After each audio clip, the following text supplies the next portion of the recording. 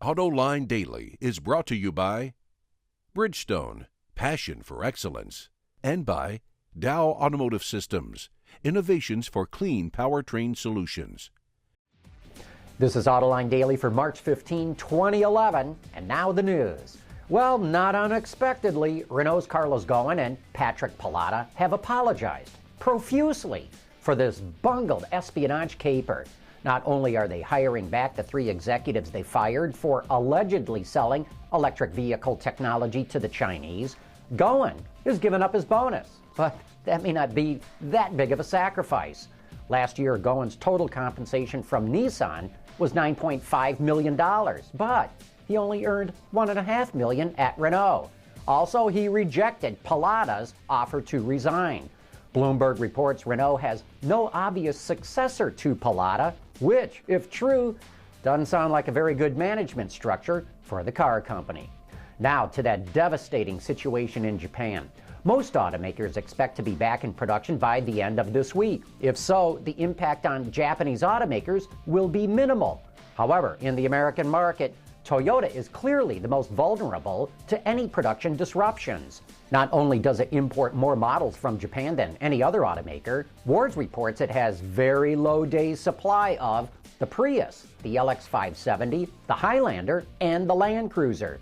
Nissan also has tight supplies of the Quest, as well as the Infiniti EX and FX.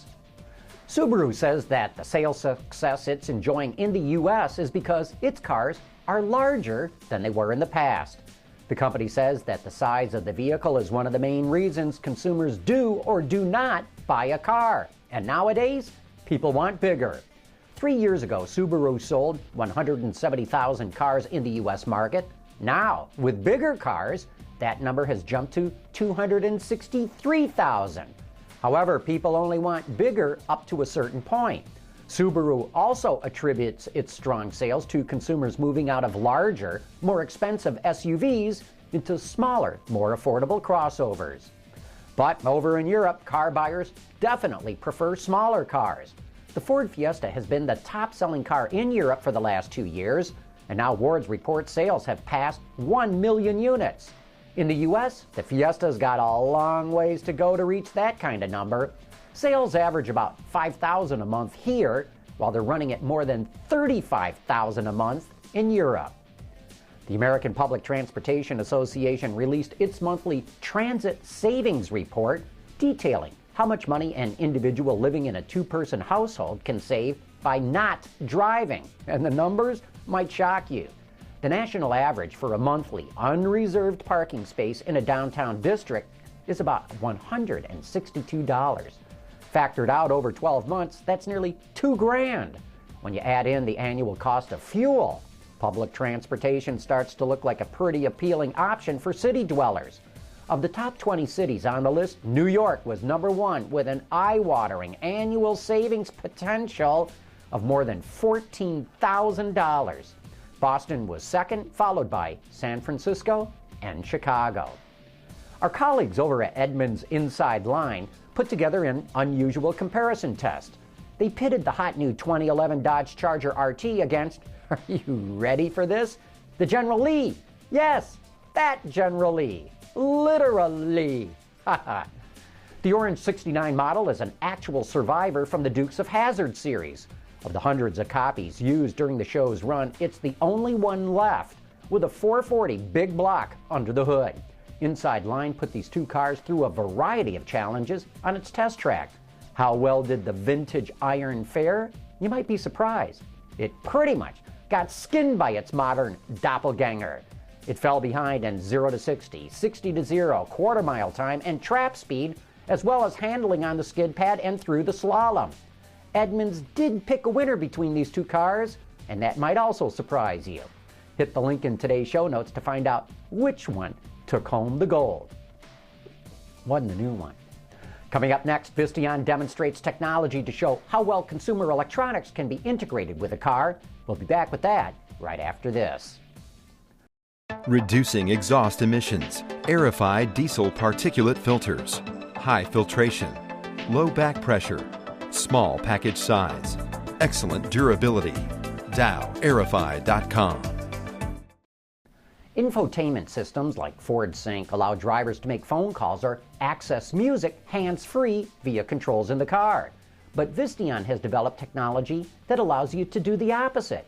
Use your smartphone or computer tablet to control the features in your vehicle. So what we have here is a representation of a center stack of a vehicle, and we actually have a module here that is actually going in production in the next month or two. It's one of our in-vehicle infotainment-based pieces of hardware, and we have our iPad integrated into this center stack here, just to kind of show a concept of how well you can actually integrate consumer electronics into the vehicle. So what I'm going to do is I'll actually undock this, because actually we talk to the unit through Wi-Fi.